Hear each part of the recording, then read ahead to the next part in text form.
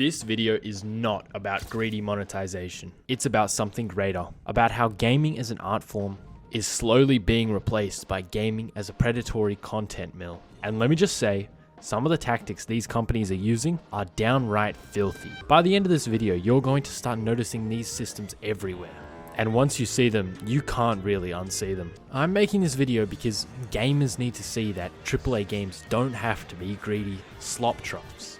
You can innovate, make mistakes, and profit without sacrificing your morals. And by the way, towards the end of this video, I'm going to be sharing my top picks for games that strike a perfect monetary balance and deserve more eyes on them.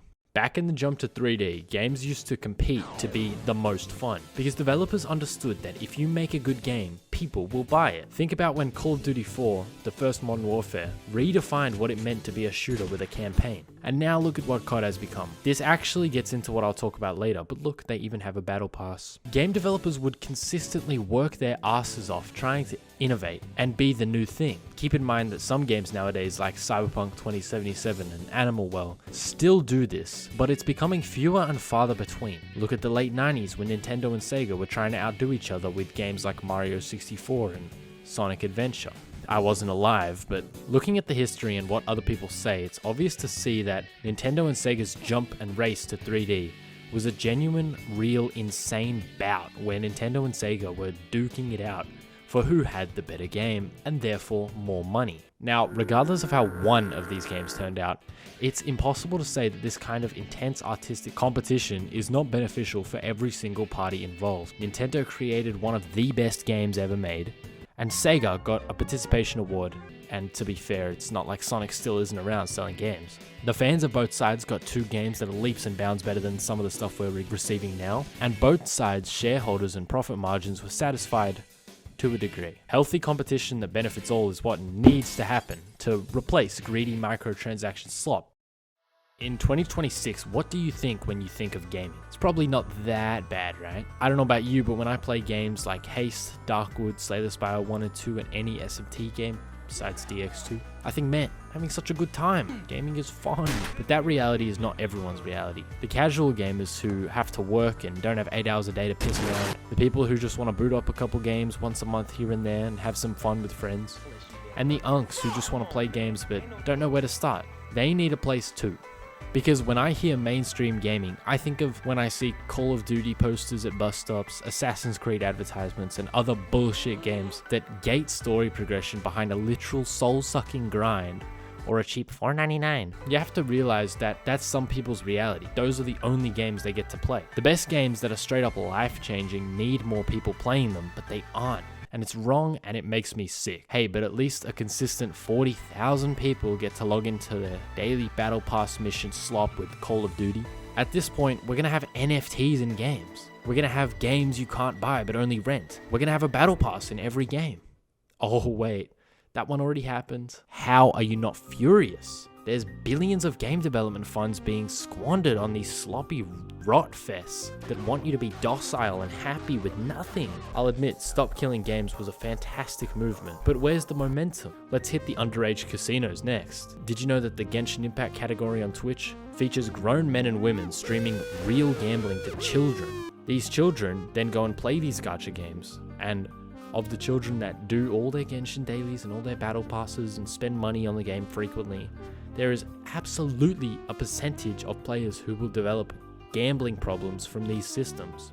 No doubt tearing apart some families like this guy. Do you want these families to be torn apart so they can afford another yacht? I know I don't. Not only does AAA greed need to step back so that AAA art can climb back to the spot it once was in, but the plethora of problems that came along with it need to be addressed one by one. And gaming as art needs to kill gaming as a predatory thief.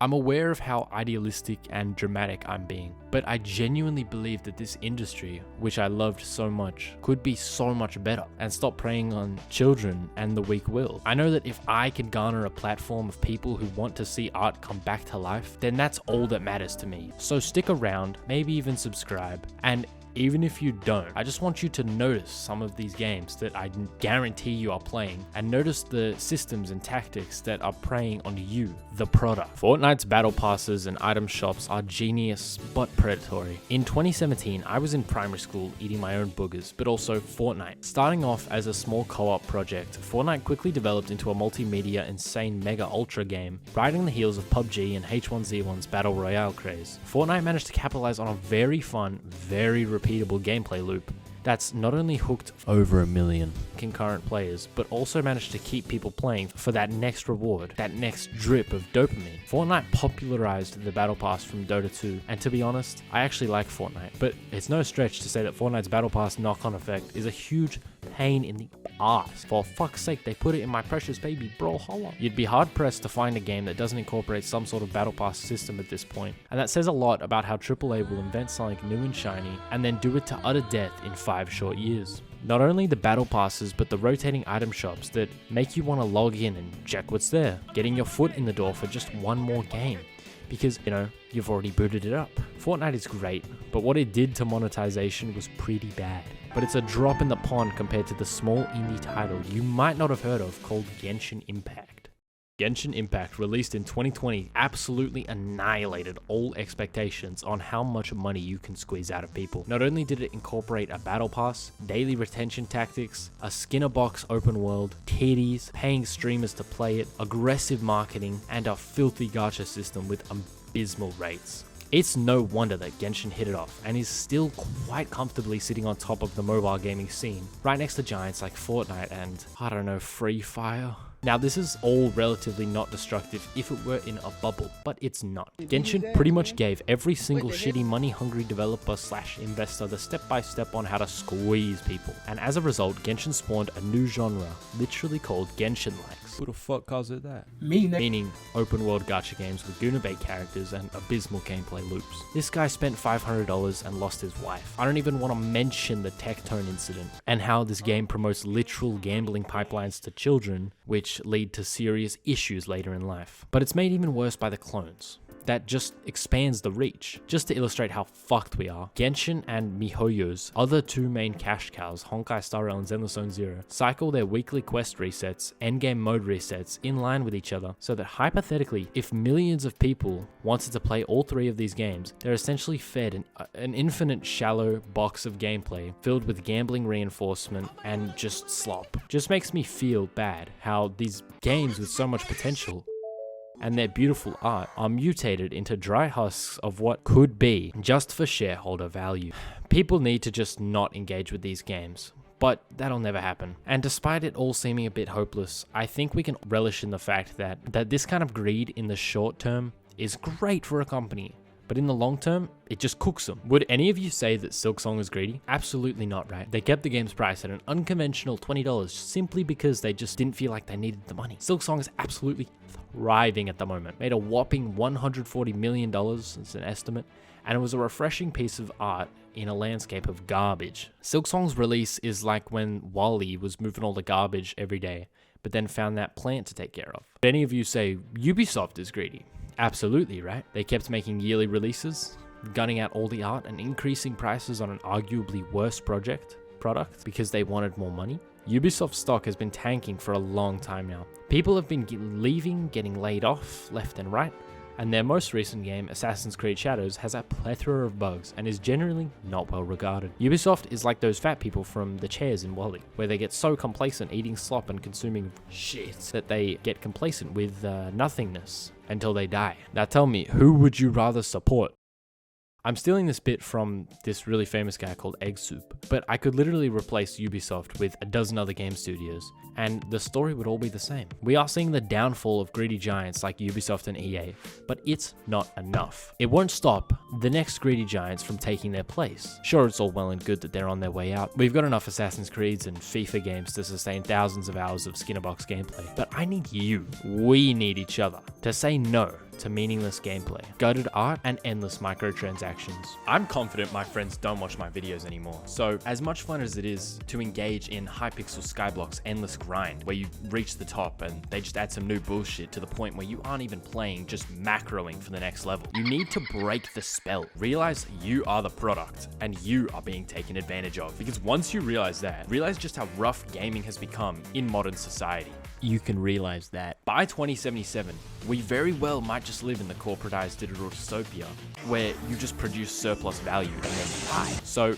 break the spell. Think for yourself and learn that gaming isn't your friend. The Team Cherries of the world are. I personally believe that it is a horrendous shame and dishonor to everybody when a game with so much potential, love and passion and care that has proven it can profit and be good is still gutted in the process. The platform fighter Brawlhalla went from a humble indie studio's smash hit title with reasonably priced skins and a cool shop dynamic where your favorites could get the special skins and whatnot, and you were genuinely excited to spend money because you knew it was going towards the game. But then Ubisoft acquired Brawlhalla. Brawlhalla now has fake discounts, battle passes, more crossover skins than characters, very unreasonably priced skins, and gambling incorporated into several aspects of the game to desensitize you to it, just like Genshin Impact, which is a strikingly common tactic once you start noticing it. It is very true that Brawlhalla would not have the play count it does without Ubisoft's big hand crossover deals, but it's also very true that Brawlhalla would not be so corporatized and scummy without those deals. Ubisoft is on the way out, and I don't think Brawlhalla will endure.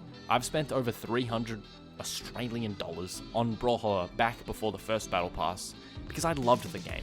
I wanted to support the developers and updates, and I felt like it was a net positive for everyone. After buying my second Battle Pass, I broke the spell. I realized what was going on and subsequently did my utmost to not support the game any more than just playing it.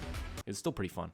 And I think that sentiment of squandered potential in favor of greed, breeding lack of support and death, is truly reflective of modern gaming epoch. Multiverses did this exact thing, but quicker because it never got its foot in the door with an initially good profit model. It just died instantly. Throughout this video, I am by no means trying to attack the developers. It is very obvious that the developers want to make good games. But I am attacking as hard as I can the higher up decision makers that don't understand that the real profit lies in artistic value for games. Despite this video being pretty radical and pretentious, I'm pretty much just trying to say don't be complacent with slop, push back as a developer and as a player, and don't fund this garbage. Just to clear a few things, I am not attacking the people who play these games, or the developers who want to make good games. This video was part analysis of a poor industry, standard reinforced through lack of player pushback, and part my own unfiltered emotional reaction to what I see as the slow death of art in gaming. This video has taken me quite a long time, and it's also a big step out of my comfort zone, so please let me know in the comments if you have any criticisms on what I said or how the video was put together. I do respond. As always, thanks for watching the video, and if you want to see me dissect how Payday 3 is literally the exact bullshit I'm describing in this video, then click somewhere. I don't remember where it is. Goodbye.